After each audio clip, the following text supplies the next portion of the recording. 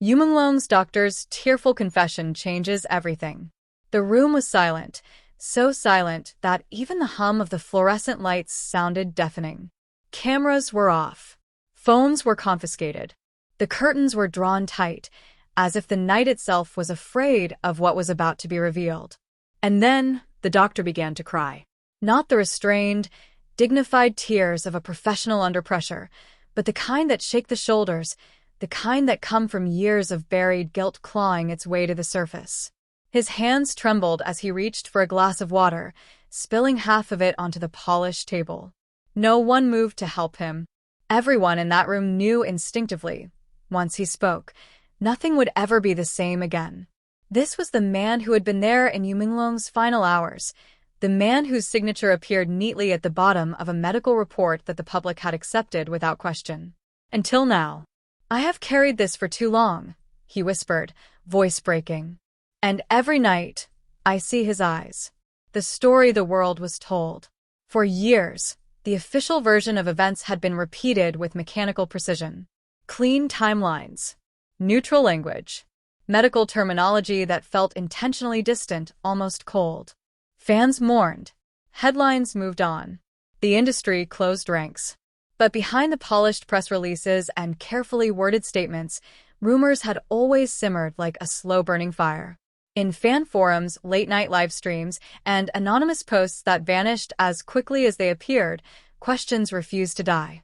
Why were certain hours missing from the timeline? Why were key witnesses never named? Why did those closest to Menglong suddenly go silent? And most haunting of all, why did the doctor never speak? Until this night, a man crushed by what he knew. The doctor wiped his face with trembling fingers.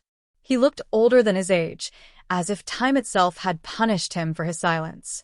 "They told me to keep it simple," he said. "They said complicated truths only hurt people." His words fell like stones. According to his confession, the medical report the public had seen was not false, but it was incomplete. Carefully incomplete. Sanitized.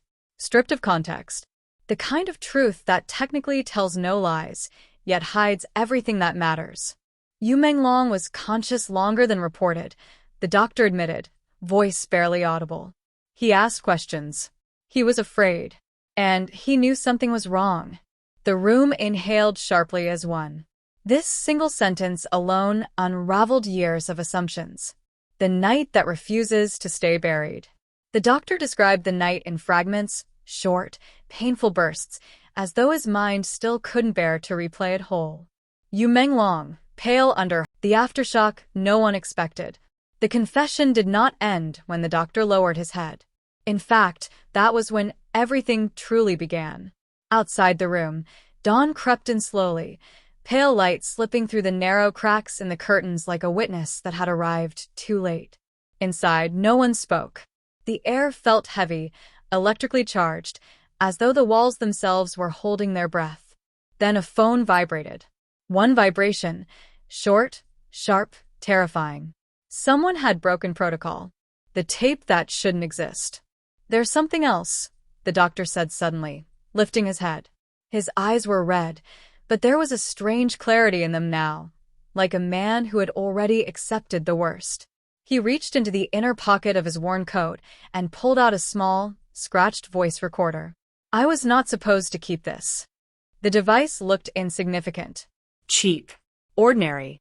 And yet, everyone in the room instinctively knew it carried the weight of a bomb. "I recorded my notes that night," he continued. "Not for the hospital. For myself. Because I was afraid I would forget, or be made to forget." His thumb hovered over the button, trembling. When he pressed play, the room filled with static, then a voice. His own voice. Younger. Tighter. Terrified. A voice from the past. "Patient is conscious. Heart rate unstable. Requests explanation for delay." The words cut through the room like glass. Someone inhaled sharply. Another person stood up, chair scraping loudly against the floor, but no one stopped the recording. Then came another sound. A second voice. Weak, but unmistakably human. "Doctor, why are we waiting?" The doctor's knees buckled. He had to grip the table to stay standing. "That's him," he said hoarsely. That's you, menglong. No one questioned it.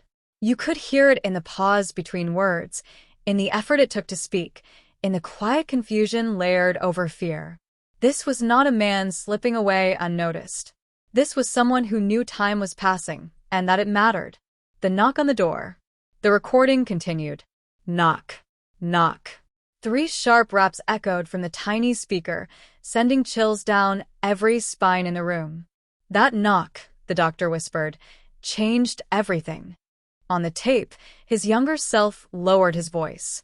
Non-medical personnel entering room. A muffled exchange followed, voices blurred. Urgent, authoritative.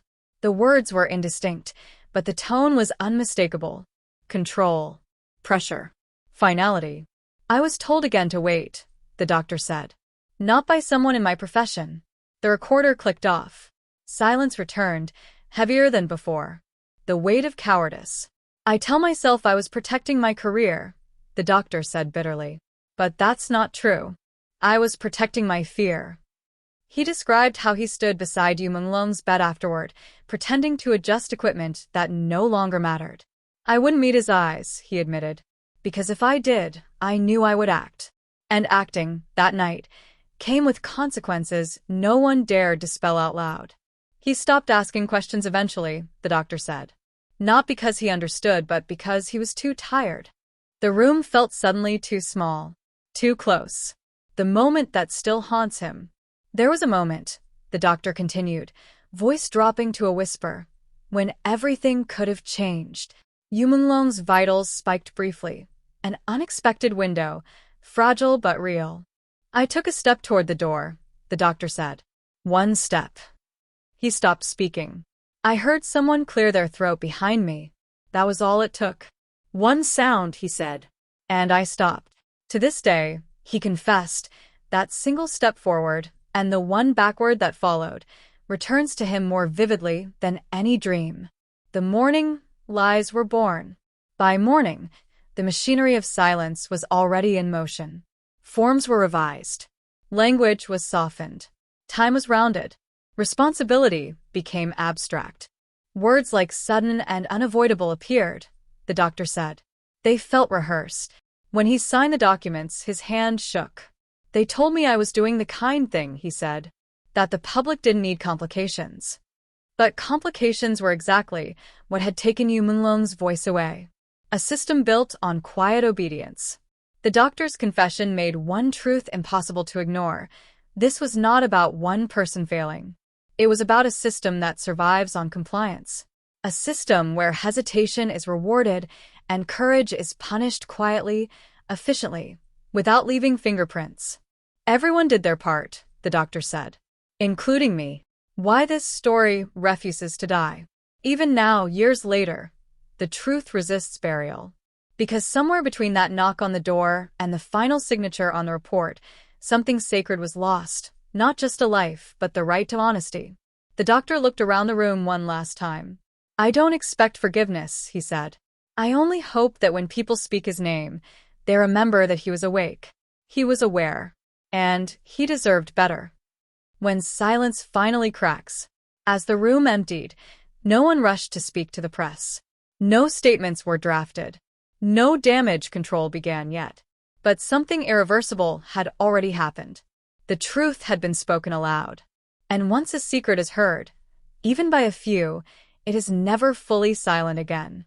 Somewhere, in the space between guilt and redemption, Yu Menglong's unfinished story had found its voice. And this time, it refused to wait.